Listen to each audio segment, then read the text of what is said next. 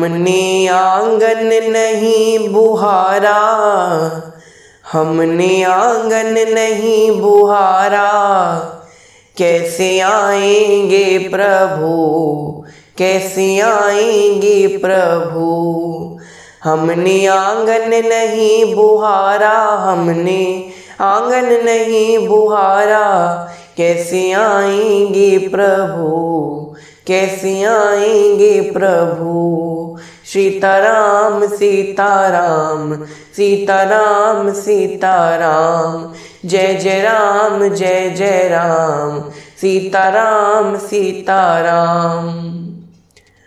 बोलिए सियावर रामचंद्र भगवान की जय, बोलिए श्री भक्तवत्सल भगवान की जय, बोलिए महर्षि वाल्मीकि भगवान की जय।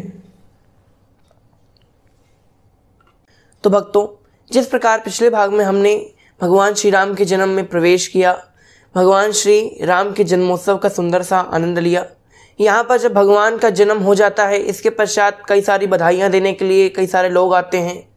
ऊपर से स्वर्ग से अप्सराएं किन्नर नृत्य कर रहे हैं, इसके पश्चात गायन हो रहा है। स्वर्ग में भी बड़ा अच्छा आनंद है। माता सरस्वती साक्षात वीणा बजा रही है। 7 स्वर शरीर धारण कर कर भगवान का दर्शन करने के लिए आए।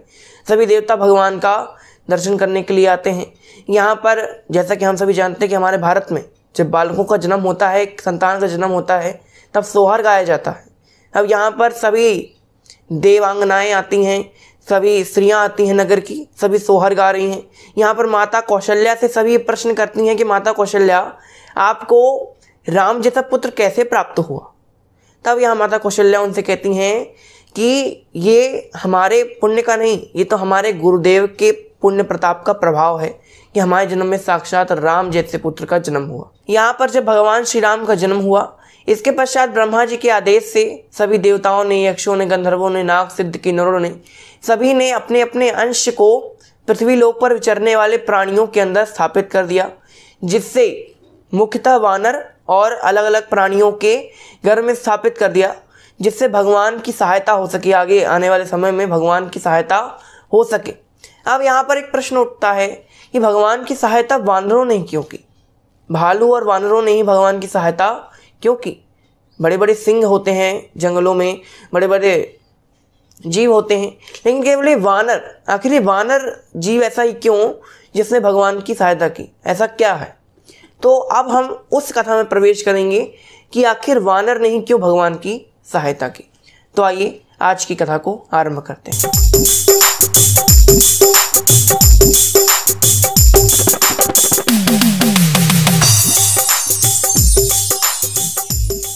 अब यहाँ पर एक कथा आती है कि नारद जी के बारे में हम सब जानते हैं ना। नारद जी बड़े जितेंद्रिय मनुष्य हैं, उन्होंने अपनी सभी इंद्रियों को जीत लिया था। यहाँ पर नारद जी, एक बार की बात है, कैलाश पर्वत पर तपस्या करने के लिए पहुँचते हैं। कैलाश पर्वत की एक शिला पर बैठकर वो तपस्या करना आरंभ कर देते हैं। अब यहाँ पर हम सभी जानते हैं कि अगर कोई भी मनुष्य, कोई भी व्यक्ति अगर तपस्या करनी आरंभ कर देता है और वही घोर तपस्या, तो यहाँ पर इंद्र का आसन सबसे पहले हिलने डुलने लगता है, आरंभ हो जाता है उसका हिलना डुलना।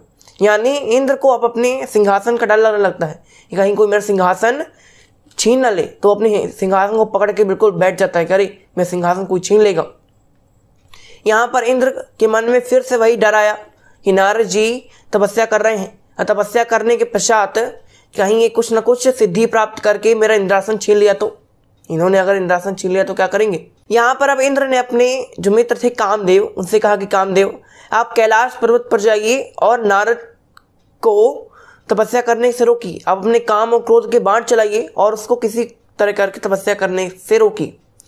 यहाँ पर कामदेव ने कहा, भैया हम कैलाश पर्वत तो नहीं जाएंगे, कोई और जगह बता दो। कैलाश पर्वत नहीं जाने वाले, एक बार गए थे भस्म होके आए हैं, कैसे बच के दोबारा हमारा जन्म हुआ है, हम अब नहीं जाने वाले। अब यहाँ पर इंद्र ने बहुत विनती की। इंद्र ने कहा, कृपया चले जाओ, हमारी इज्जत का सवाल है, हमारे सिंहासन का सवाल है, वरना तुमको कभी नहीं भेजते कैलाश पर्वत में। कामदेव ने कहा, चलो ठीक है, जाते हैं। यहाँ पर अब कामदेव अपनी पूरी सेना सहित पहुँचते हैं महादेव जी के कैलाश पर्वत पर। अब यहाँ कामदेव अपने बाणों का प्रहार कर रहे हैं। और कामदेव के बाण कैसे हैं?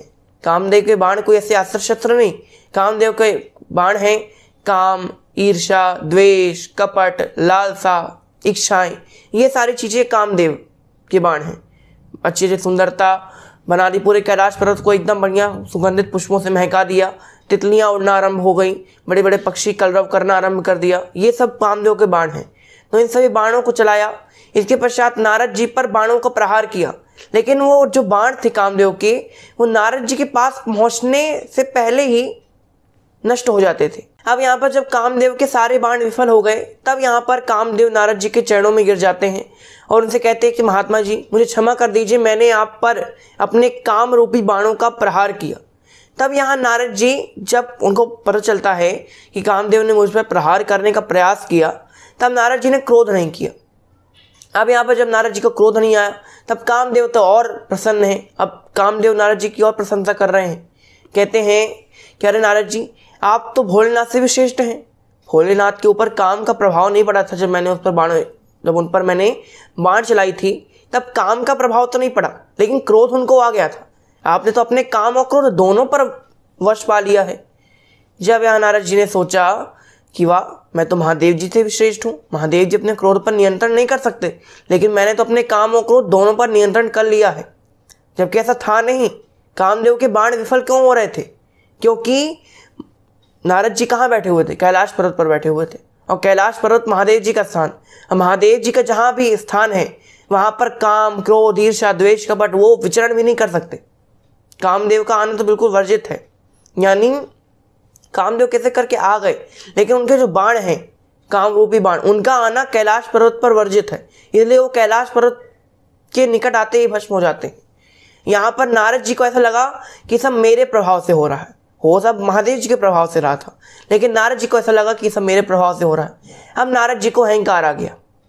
अब यहाँ नारद जी अपनी प्रशंसा करते करते भगवान विष्णु के वैकुंठ धाम में पहुँचते हैं। यहाँ पर भगवान विष्णु के सामने अपनी बहुत बढ़ाई करते हैं। भगवान विष्णु ने कहा, आज इसको क्या हो गया? हमेशा तो ये हमारी स्तुति करता है, आज ये अपनी बढ़ाई बताया जा रहा है। अब यहाँ पर नारद जी भगवान के लोक में भगवान का दर्शन करते हैं। इसके पश्चात वहाँ से चले जाते हैं। भगवान ने सोचा इसको अब अहंकार आ गया है। अब भगवान तो अहंकार नाशी हैं, वो तो अपने जो भी भक्त हैं जिनको अहंकार आ गया, उनके अहंकार को नष्ट करते हैं। लेकिन अहंकार नष्ट करने से पहले उसके जो अहंकार है, जिसके मन में अहंकार आया है, उस अहंकार को अंतिम सीमा तक ले जाने के पश्चात उसके अहंकार का नाश करते हैं। भगवान ने सत्यभामा के अहंकार का नाश किया था, लेकिन जब सत्यभामा जी का अहंकार एकदम अपनी अंतिम चरम सीमा पर पहुंच गया, तब भगवान ने नाश किया। अब यहाँ पर भगवान ने कहा कि पहले नारद के अभिमान को चरम सीमा तक पहुंचाओ, इसके पश्चात नाश करो। अब यहाँ जब नारद जी भगवान के लोक से भगवान का दर्शन कर कर आए, इसके पश्चात वो अलग अलग जगह जाकर विचरण कर रहे थे, तभी उनको एक बड़ी ही विशाल नगरी दिखती है। वो भगवान की माया द्वारा निर्मित थी। भगवान ने उसको माया से बनाया। मार्ग में उनको एक बड़ी सी नगरी दिखती है। उस नगरी में बड़ा सा महल था। महल में नारद जी जाते हैं। नारद जी देखते हैं कि बड़े संपन्न देश है ये, बड़े अच्छे राजा हैं। वहाँ के राजा के बगल में उनकी पुत्री बैठी हुई थी, जिसका नाम था विश्व मोहिनी। विश्व मोहिनी अर्थात जो पूरे विश्व को मोह ले। वो कौन थी? साक्षात माता लक्ष्मी का अवतार, वो विश्व मोहिनी देवी। यहाँ पर अब नारद जी को जब आया हुआ देखा राजा ने कहा कि नारद जी, आप हमारी पुत्री की भाग्य रेखा देखिए और ये बताइए कि हमारी पुत्री का जो भी वर होगा वो कैसा होगा। अब नारद जी ने हाथ देखा। इसके पश्चात नारद जी ने सब बता दिया। नारद जी ने कहा कि आपकी पुत्री बड़ी भाग्यशाली है। इसका जो भी पति होगा वो पूरे विश्व को जीत लेगा। इसका जो भी पति होगा वो विश्व विजयी होगा। सब उसका आदर करने वाले होंगे। ऐसा होगा इसका पति। अब यहाँ नारद जी का मन तो उस स्त्री में आ गया, विश्व मोहिनी पर। वो नारद जी का जो मन था वो आ गया।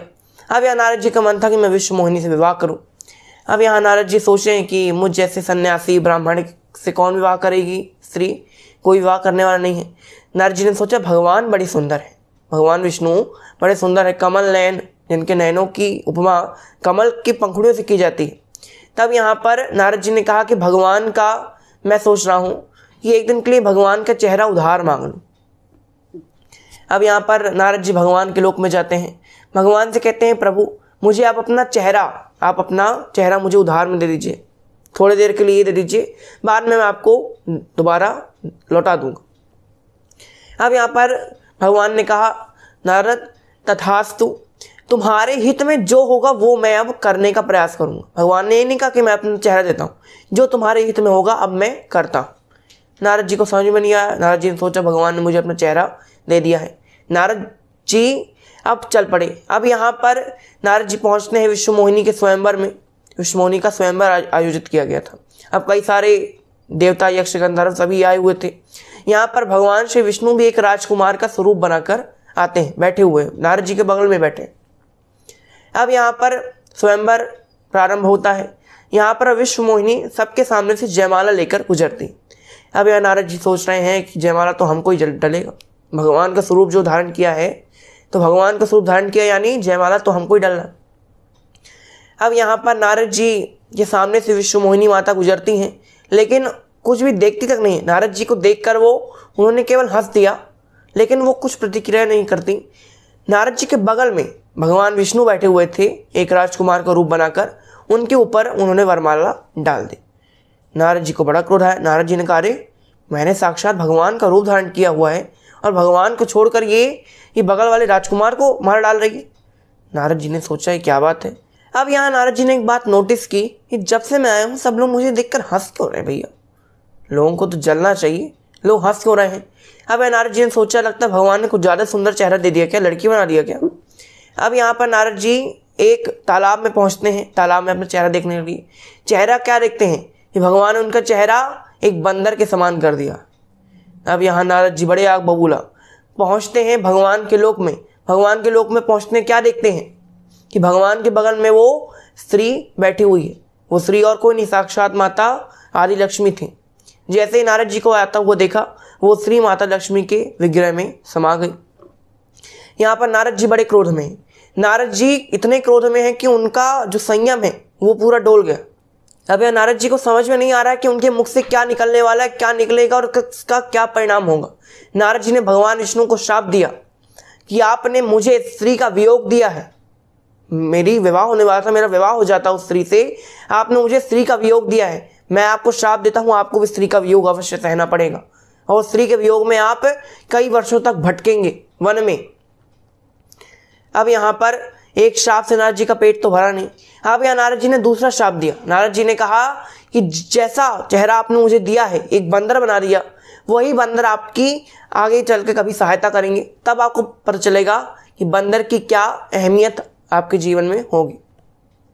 अब यहाँ पर जब नारद जी को होश आता है, भगवान की माया उनके ऊपर से हट जाती है, तब नारद जी बड़े शर्मिंदा हो जाते हैं। नारद जी कहते, प्रभु मुझे क्षमा कर दीजिए।